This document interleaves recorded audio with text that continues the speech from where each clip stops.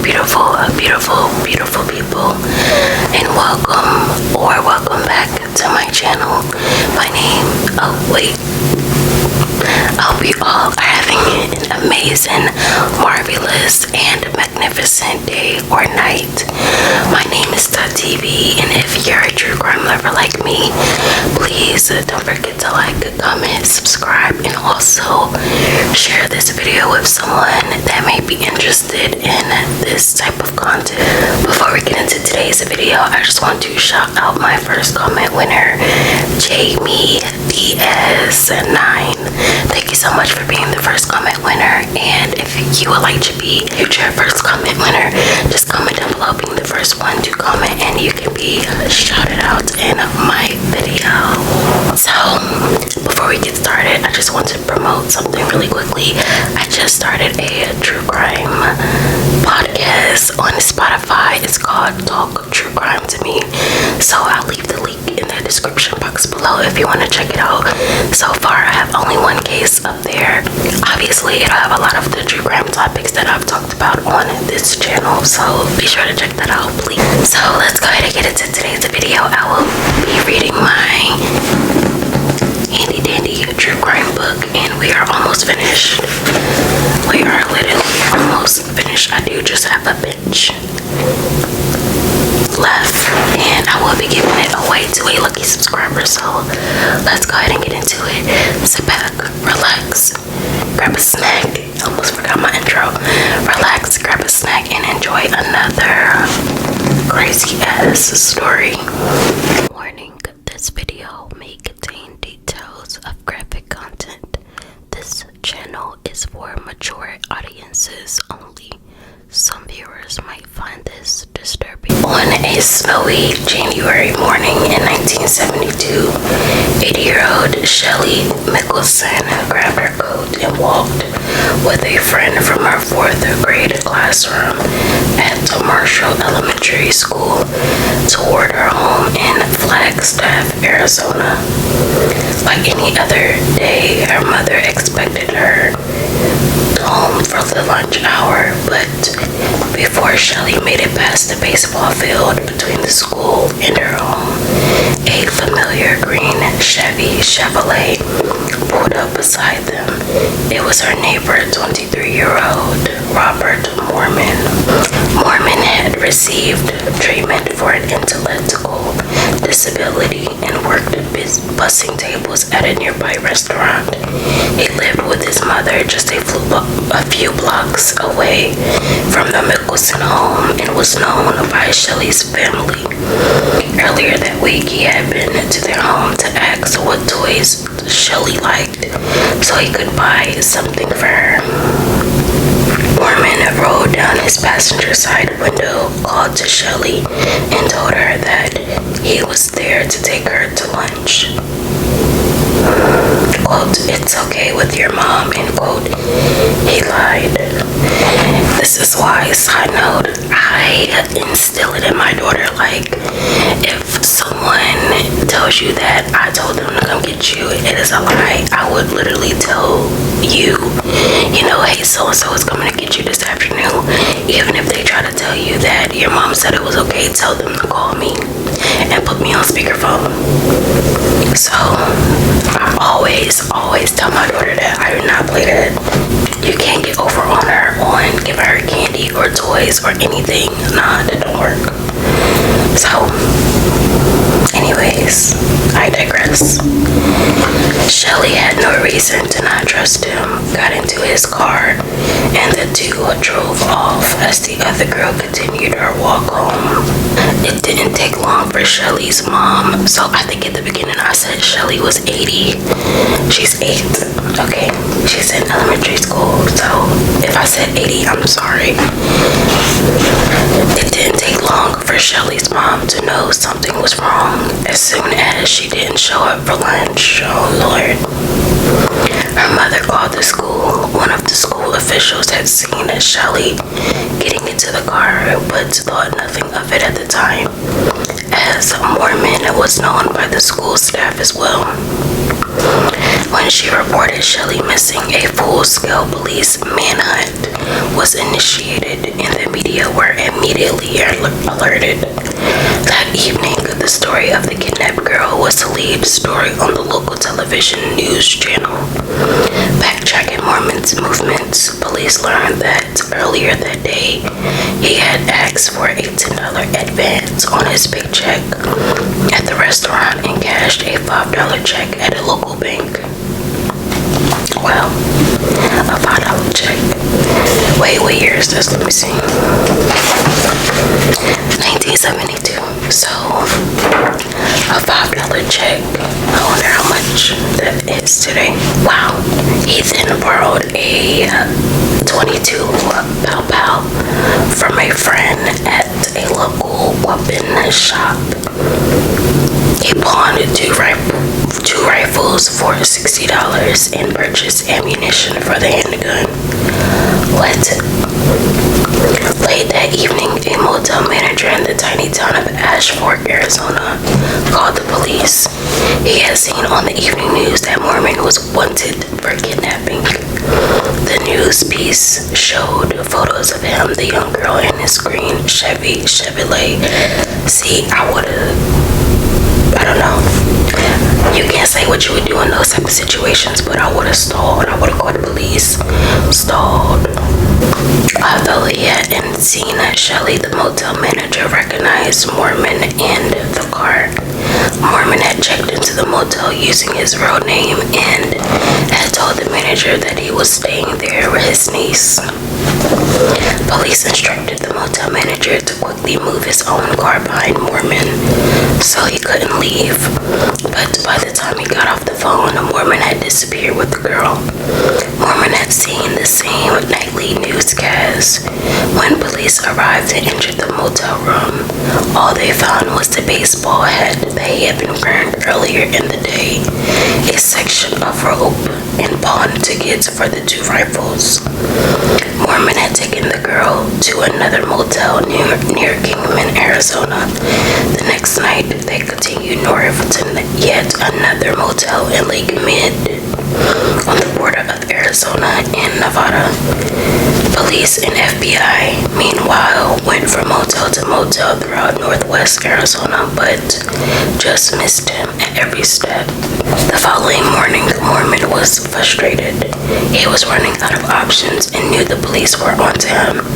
It was only a matter of time before he would be apprehended. His frustration escalated when his Chevrolet broke down on the side of the road. See, this is all karma. Furious, he got out and started walking away home, leaving the young girl alone inside the car. Oh my God. Sorry, I'm reading ahead. January in northern Arizona was well below freezing. He knew Shelly would freeze to death in the abandoned car, but Moorman couldn't take Shelly's cries, eventually turning back and letting her out the car. Okay. He took her by the hand, put his thumb out, and walked with her down the side of the frozen highway. Although he felt sorry for the girl, he pitied himself more and more, wanted out of the stupid situation he had gotten himself into. If they didn't get someone to pick them up, Moorman's intention was to kill the girl and dump her body on the side of the road. Mr. and Mrs. Swanson were traveling the country in their motorhome when they saw Moorman and Shelly on the side of the road and offered them a ride. Shelly was cold and shivering. The couple could tell from her red eyes that she had been crying. Mrs. Swanson made them both some food in the back of the motorhome as Mr. Swanson drove north toward Las Vegas. Hey, I love Las Vegas. I want to move there. When Shelly had finished her food, Mrs. Swanson laid her on the bed in the back and told her to get some rest. Oh, that's so nice. When she returned to the front of the motorhome, Moorman had removed the bullets from his pistol, set it on the table, and asked if they had a drawer he could store his gun in. As they drove toward Las Vegas, the Swansons successfully persuaded him to surrender to the police. Moorman agreed and Mr. Swanson drove to the nearest police station. Okay.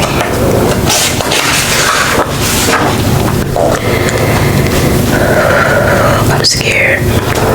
Robert Moorman walked into the Las Vegas police station and placed his handgun and a pair of handcuffs on the desk in front of the desk sergeant.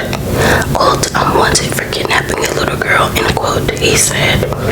The officer asked where the girl was, and Moorman pointed below the edge of the officer's high desk.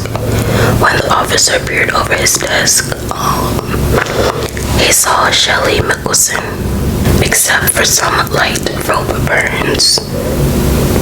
Shelly seemed to be physically unharmed, and the Mickelson family thought the horrible ordeal was over. When questioned by police, however, Shelly told them that she had been irreparably touched by Moorman. It was far from over for Robert Moorman, who faced kidnapping charges and was returned to Arizona. Moorman had come to the attention of Flagstaff police in the past, but had never been arrested. Their first encounter with young Robert was when he accidentally shot and injured his mother. The second occasion was when he set their house on fire. Again, his mother covered for him and told police it was an accident. When he was 16, police were called to the Moorman house after he had used a rope to tie up an 8-year-old girl, claiming they were only playing cowboys and Indians. Moorman was released without charges. His mother wasn't going to be able to get him out of the kidnapping charge, though. During questioning after the kidnapping of Shelly, Moorman denied touching the young girl, claiming he had blacked out and couldn't remember anything like that happening. He admitted that he intended to kill Shelly. He also initially intended to kill the Swansons, but when asked why he didn't, he replied, "Because they were too nice to me." Moorman's lawyers argued that he was mentally disabled and oh my god, I hate when they pull that card, that he was mentally disabled and didn't understand the charges against him, but 2 psychiatrists provided by the prosecution disagreed. After examining him, both psychiatrists found that he was indeed mentally sound and able to stand trial. Quote, "His intelligence deficiency is so slight as to not be classified as a mental retardation," end quote. Both psychiatrists agreed that Moorman was neither a sociopath nor a psychopath. His only illness was a predilection for young girls. Although he had been prescribed medication to control his sexual appetite, Moorman had stopped taking it days before the kidnapping. The judge agreed with the psychiatrist and concluded that Moorman was competent enough to stand trial and fully understand the charges against him. In June 1972, Moorman pleaded guilty to the kidnapping charge. Before his sentencing, he gave a brief statement expressing his remorse and asked for another chance to begin a new life. Hell no. But despite his plea, Moorman was sentenced to 9 years to life in prison. Robert Moorman was Robert Bobby Conger in 1948. His biological mother was just 15 years old when she gave birth. She had been working as a prostitute, which left the identity of his father unclear. When his mother was 17, she broke her neck. Dang, oh my goodness. She broke her neck and died in a car crash. 2-year-old Robert was handed over to his grandparents, but life with them was no better. His grandfather was a violent, abusive alcoholic, and Robert was inevitably sent to foster care. Eventually, he was adopted by the Moorman family just before his 3rd birthday and renamed Robert Moorman. His adoptive father, Henry Moorman, was a successful businessman and ran a well-known taxi service in the Flagstaff area. By the time he was 5 years old, however, his adoptive father had passed away, and Robert was left to be raised alone by his adoptive mother, Roberta Maude. Growing up in Flagstaff, Moorman was a chubby boy who wore large, thick glasses and spoke in a childlike voice. Making friends was difficult, and the other kids called him slow or retarded. Relatives will later say that his mother was the only real friend that Robert ever had. Roberta Moorman insisted that Robert wasn't retarded, but only a slow learner in book manners. He had successfully completed high school and a course at a barber school. However, when he couldn't find work as a barber, he enrolled in another course to become a hospital orderly. His mother claimed that before the kidnappings, Robert had never done anything violent in his life. Roberta supported her son and stayed by his side all throughout his life, including during his incarceration. For 11 years, she took a bus more than 200 miles every month to visit her son in Florence, Arizona, a small town about an hour south of Phoenix that was home to the state prison. In January 1979, after serving only 7 years in prison, Moorman was paroled. However, his freedom didn't last long. He quickly returned to prison after he violated parole for possessing a weapon. Back in the Florence prison, Roberta Moorman continued her routine of taking the bus regularly to visit her son. Throughout the years, Moorman continued to apply for parole, but was repeatedly denied. In lieu of parole, however, the prison had a program called Compassionate Leave, in which well-behaved prisoners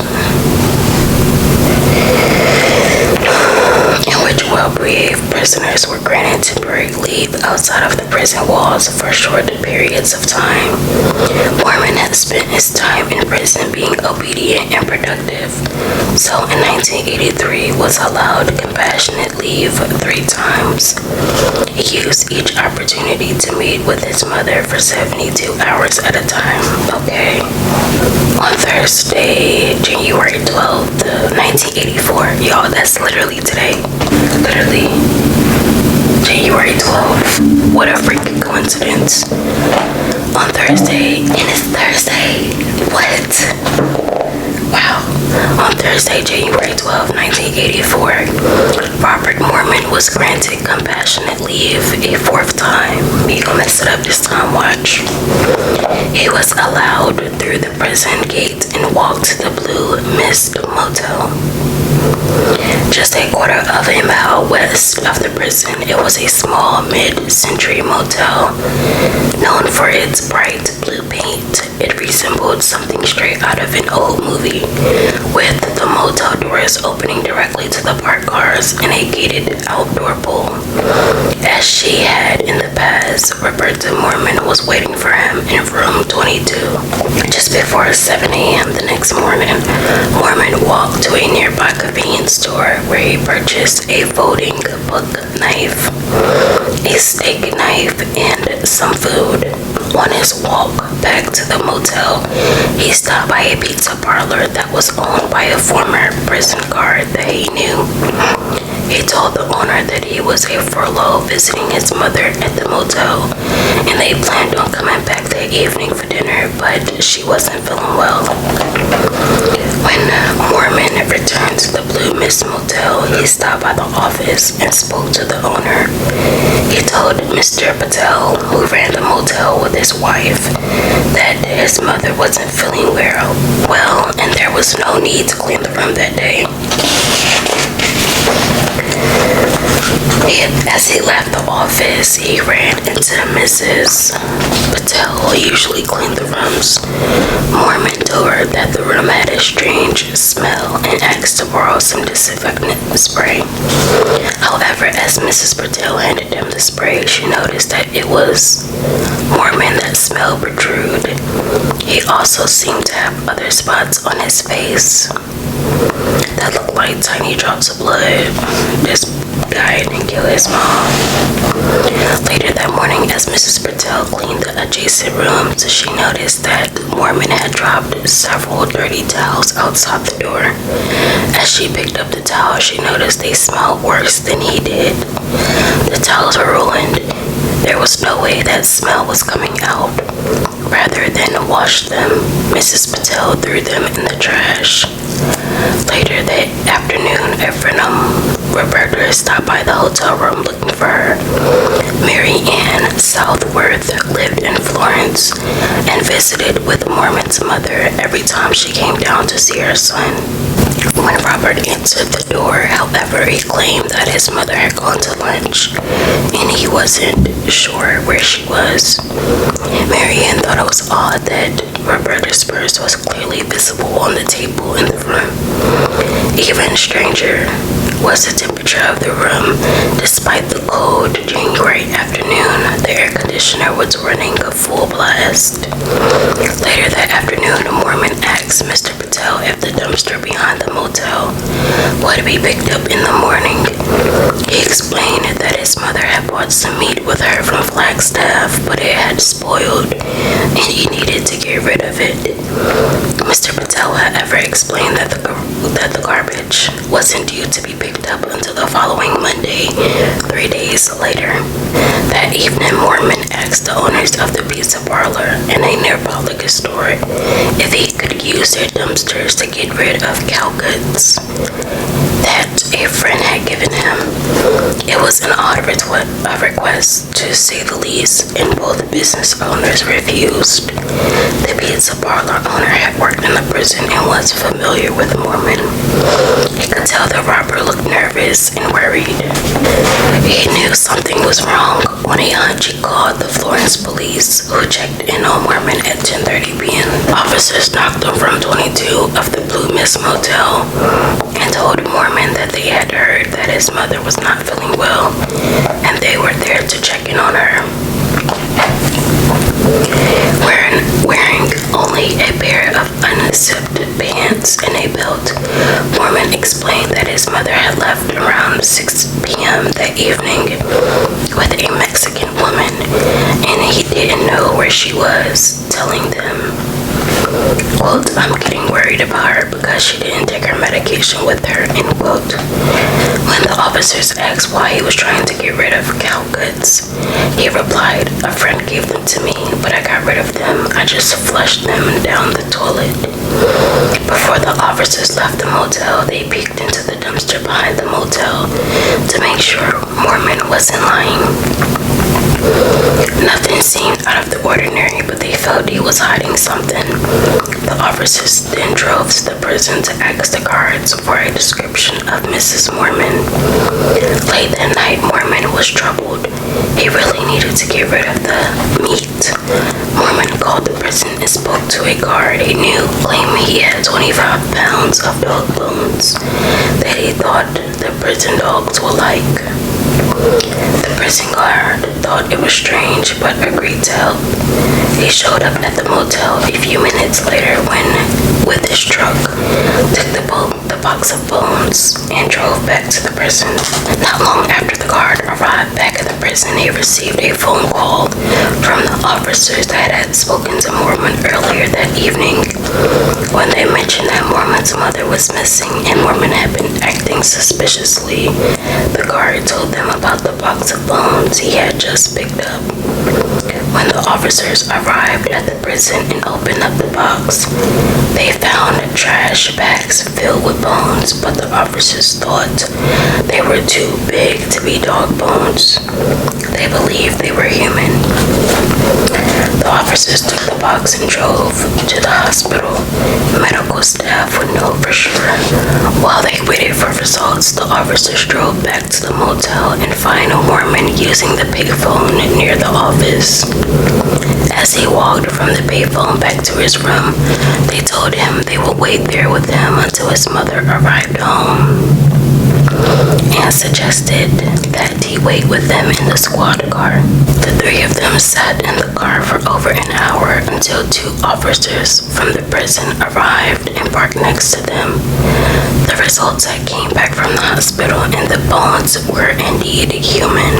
Moorman was handcuffed and said to the officers, quote, "I wonder if I need a lawyer. I'll leave it up to you guys whether I need a lawyer," end quote. When police entered room 22 at the Blue Mist Motel, the bath towels, bedding, bathroom walls, tub, and bathroom floor were all covered in blood. A buck knife, a steak knife, and a scouring sponge still had human tissue on them. Strangely, his mother's bra hung up in the closet with $500 in cash pinned to it. Although there was no question he had butchered his mother in the room, there was no sign of her body. Although there was no question he had butchered his mother in the room, there was no sign of her body. It didn't take long, however, to find her remains. In a dumpster behind the motel, police found Roberta's head, torso cut in two pieces, feet and hands, each were wrapped in a plastic bag. The hands were missing their fingers. They also found the packaging for the knives, a pair of his mother's pajamas, and a razor. Another bag was filled with random bits of muscle, skin, and tissue. Only one finger was recovered from the sewer. In Moorman's personal belongings in his prison cell, they found a notebook with odd writing, such as instructions on how to train a dog to make deposits at a bank. What? However, investigators were most concerned with a document entitled Last Will and Testament. Roberta Moorman had already written a will that left everything to her son, for her assets totaling approximately $200,000 were to be put into a trust into his name. He would only have access to the interest it created. She didn't believe he was mentally or physically able to handle that much money at once. Robert didn't like that idea and had drawn up an amendment to his will. His admin would have put the assets into a company called RHM Enterprises. RHM Enterprises, however, didn't actually exist, and his mother hadn't signed the will. The amendment was dated January 13th, the day he murdered her. When Moorman arrived at the police station, he told detective, "You could change the charge." She did. He told police that he lost his cool when his mother asked him to take my father's place and do things I couldn't handle. He claimed that his mother had forced him to have intercourse with her ever since he was a child. Quote, "My mom and I had an argument, and during it I hit her a few times, and then it got worse, and I lost my cool, and I tied her up, and she kept on talking about things that pertain to my real family, and I don't remember the exact time, and I suffocated her," end quote. He explained that they were having intercourse, and he put a pillow over her face to suffocate her. Then I took the 409 cleaning spray and went into the washroom. I panicked, at which time I dissected her. A post-mortem examination of what was left of Roberta's body, however, showed no sign of sexual activity. No semen was found on the sheets or clothes. The medical examiner noted that the dismemberment was meticulous. He had cut her feet at the ankles, hands, and at the wrist, and fingers at the knuckles. Moorman told police that he had flushed 9 of her fingers down the toilet. One finger had rolled away as he cut it off, and he lost it. He later flushed that one too, which was found in the sewer. At trial, his lawyers again claimed that Moorman didn't know what he was doing and was mentally unstable to understand the severity of his crimes. They argued that he had endured years of abuse from his adoptive mother, forcing him to perform intercourse acts on him which provoked his actions. But family members disputed his claim. By all accounts, his mother was loving and the best friend he ever had. The jury agreed and found that he was sane. The way he dismembered the body showed that he knew the difference between right and wrong. Moorman was convicted of first-degree murder and was sentenced to death on May 7, 1985. For 37 years, Moorman sat on death row awaiting execution, during which time his health deteriorated considerably. In the years leading up to his execution, Moorman suffered a stroke and received both in a quadruple bypass. I'm gonna skip that word. Despite the several appeals, he was finally scheduled for lethal injection with only 2 days' notice. On February 29, 2012, Robert Moorman requested a double hamburger, french fries, 2 beef burritos, 2 14-ounce containers of Rocky Road ice cream, and 3 RC colas before his bill of the deadly lethal injection. Because one of the drugs used for execution at the time had expired, his execution only used a single drug rather than the standard 3-drug cocktail. His last words were an apology directed at the family of Shelly Mickelson. Quote, "I hope this brings closure and they can start healing now. I just hope they will forgive me in time," end quote. Well, just when you think a story is going to end with no one passing away, it didn't happen that way. Well, now I bet Arizona would not release anyone from prison. I wonder if they still do that. Actually, I'm pretty sure they learned their lesson to not let people out, while they're still in prison for good behavior. So, yeah, this is what happens when you give someone an inch and they take a mile. So, yeah, that's the ending of the story. Like I said, we only have this much left. Our next book or our next story is going to be The Crybaby Killer. So thank you all for watching. Please don't forget to like, comment, and subscribe. And I'll see y'all in my next video. Love y'all.